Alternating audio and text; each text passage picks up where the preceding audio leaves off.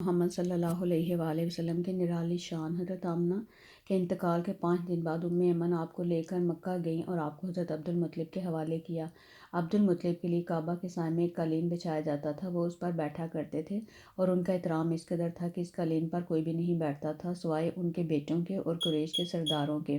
لیکن حضور پاک صلی اللہ علیہ وآلہ وسلم جب بھی وہاں پر جاتے تو سیدھے اس قالین پر بیٹھتے، اور جب لوگوں نے آپ کو ہٹانے کی کوشش کی تو عبد المطلب کہتے میرے بیٹے کو چھوڑ دو، اللہ کی قسم یہ بہت بڑی شان والا ہے۔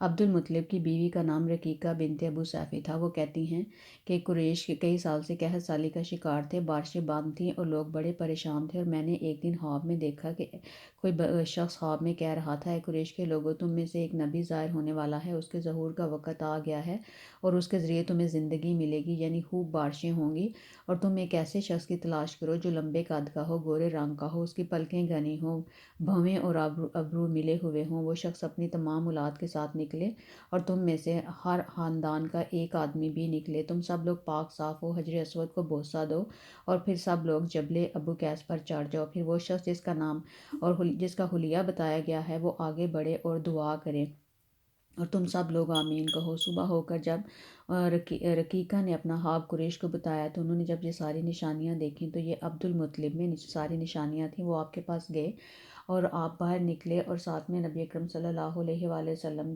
بھی تھے، اور انہوں نے آپ کی بات سنی تو سب لوگ آپ کے ساتھ آ گئے اور انہوں نے یوں دعا کی، انہوں نے جبل ابو قیس پر چڑھ کر دعا کی، اے اللہ یہ سب تیرے غلام ہیں، تیرے غلاموں کی اولاد ہیں، تیری باندیاں ہیں اور تیری باندیوں کی اولاد ہیں، ہم پر جو برا وقت آ گیا ہے تو دیکھ رہا ہے، ہم پر مسلسل قحط سالی ہے اور اب اونٹ گائیں گھوڑے خچر سب ختم ہو گئے ہیں، اے اللہ ہماری خشک سالی ختم کر دے اور ہمیں زندگی عطا کر دے۔ ابھی یہ دعا مانگ ہی رہے تھے کہ بارش شروع ہو گئی اور وادیاں پانی سے بھر گئیں۔ آپ 7 سال کے تھے کہ آپ کی آنکھیں دکھنے لگیں، مکہ میں آنکھوں کا علاج کرایا مگر فاقہ نہ ہوا۔ عبد المطلب سے کسی نے کہا کہ عکاظ کے بازار میں ایک راہب رہتا ہے، وہ آنکھوں کی تکالیف کا علاج کرتا ہے۔ عبد المطلب آپ کو اس کے پاس لے گئے، اس کی عبادت گاہ کا دروازہ بجایا لیکن اس نے نہ کھولا۔ تھوڑی دیر بعد عبادت گاہ میں زلزلہ آ گیا، وہ شخص باہر نکلا اور اس نے جب آپ کو دیکھا تو اس نے کہا، اے عبد المطلب یہ لڑکا اس امت کا نبی ہے، اگر میں باہر نہ نکل آتا تو عبادت گاہ ضرور مجھ پر گر پڑتی، اس لڑکی کو فوراً واپس بھیجو اور اس کی حفاظت کرو، کہیں یہودیوں یا عیسائیوں میں سے کوئی اسے قتل نہ کر دے۔ پھر اس نے کہا، اور رہی بات ان کی آنکھوں کی، تو آنکھوں کی دوا تو خود ان کے پاس موجود ہے۔ عبد المطلب یہ سن کر حیران ہوئے اور بولے، ان کے پاس ہے؟ میں سمجھا نہیں۔ اس نے کہا، ان کا لعاب دہن ان کی آنکھوں میں لگاؤ۔ انہوں نے ایسا ہی کیا اور آپ کی آنکھیں فوراً ٹھیک ہو گئیں۔ آپ کی عمر 8 سال کی تھی تو عبد المطلب کا انتقال ہو گیا، اس طرح ایک عظیم سرپرست کا ساتھ چھوٹ گیا۔ اس وقت عبد المطلب کی عمر 95 سال تھی، تاریخ کی بعض کتابوں میں ان کی عمر اس سے بھی زیادہ لکھی گئی ہے۔ جس دن عبد المطلب کا انتقال ہوا آپ ان کی چارپائی کے پاس موجود تھے اور رو رہے تھے۔ عبد المطلب کو حجون کے مقام پر ان کے دادا اقصیٰ کے پاس دفن کیا گیا۔ مرنے سے پہلے انہوں نے حضرت محمد صلی اللہ علیہ وآلہ وسلم کو اپنے بیٹے ابو طالب کے حوالے کیا۔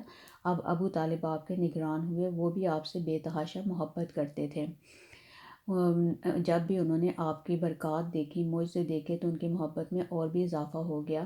آپ مالی اعتبار سے کم تھے، یعنی ان کے گھرانے کو پیٹ بھر کر کھانا بھی نہیں ملتا تھا، لیکن جب نبی اکرم صلی اللہ علیہ وآلہ وسلم ان کے ساتھ کھاتے تو تھوڑا کھانا بھی ان کے لیے کافی ہو جاتا، اس لیے جب وہ دسترخوان پر بیٹھتے تو کہتے، ابھی کھانا شروع نہ کرو، میرا بیٹا آ جائے پھر شروع کرنا۔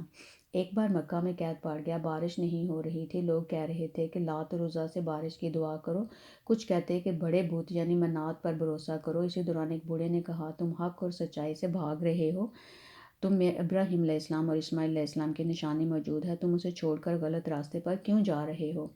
اس پر لوگوں نے کہا، کیا آپ کی مراد ابو طالب سے ہے؟ اس نے کہا، ہاں میں یہی کہنا چاہتا ہوں۔ اب سب لوگ ابو طالب کی طرف چلے، وہاں پہنچ کر انہوں نے دروازے پر دستک دی تو ایک خوبصورت آدمی آیا، اس نے تہمد لپیٹ رکھا تھا، سب اس کی طرف بڑھے اور بولے، اے ابو طالب، وادی میں قحط پڑا ہے، بچے بھوکے مر رہے ہیں، اس لیے ہمارے ساتھ چلو اور بارش کی دعا کرو۔ ابو طالب باہر آئے، ان کے ساتھ حضرت محمد صلی اللہ علیہ وآلہ وسلم بھی تھے۔